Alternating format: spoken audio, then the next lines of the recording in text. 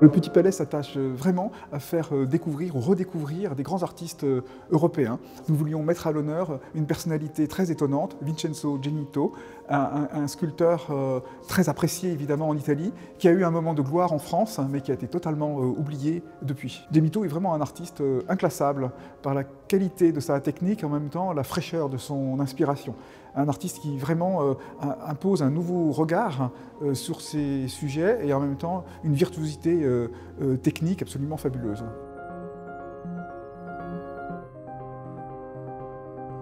Vincenzo Genito a été adopté par une famille pauvre et comme toutes les familles pauvres de Naples, en fait les enfants vivent dans la rue. À l'âge de 13 ans, il s'est présenté chez un sculpteur en disant « je voudrais travailler ».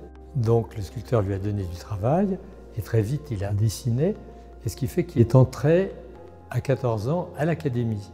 À 16 ans, il a fait une première sculpture qui est dans l'exposition, qui s'appelle « Le joueur de cartes », qui représente un petit garçon des rues qui est assis par terre en train de jouer aux cartes. Et tout de suite, il a été remarqué puisque la Maison Royale a acheté cette œuvre. À 18 ans, il va s'installer dans un couvent inoccupé et là, pendant 2 ans, il se met à faire une suite extraordinaire de têtes d'enfants en terre cuite qui sont parmi ses plus grands chefs-d'œuvre et elles sont quasiment toutes dans l'exposition.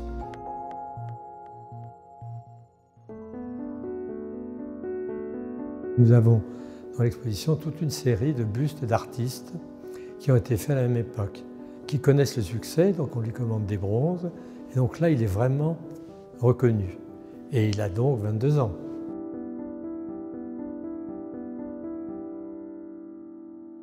En 1877, il arrive à Paris, accompagné de sa compagne Mathilde et d'autres napolitains. La présence napolitaine à l'exposition de 77 et à l'exposition universelle de 78 est très remarquée. Pourquoi? Parce qu'on la trouve scandaleuse, parce que les critiques français disent tout ce qui vient d'Italie doit être beau. Or ce qu'il présente, c'est un petit garçon mal nourri qui fait la grimace sur son rocher, et ça choque beaucoup les critiques qui disent mais il a voulu représenter un leader et non pas la beauté. Ce qui se passe, c'est que le public, au contraire, se précipite pour voir cet horrible petit gamin. Et en fait, il a un très grand succès et on parle beaucoup de lui à ce moment-là. Début 81, c'est la mort de Mathilde, qui lui fait vraiment un choc très fort. Il va s'installer à Capri pour quelques mois pour s'éloigner du monde. Il revient et à ce moment-là, il rencontre son deuxième grand amour, Anna, et il tombe amoureux d'elle et il l'épouse très vite. Et puis le roi lui commande une statue monumentale à mettre sur la façade du Palais Royal. Et là, cette commande l'a vraiment ébranlé.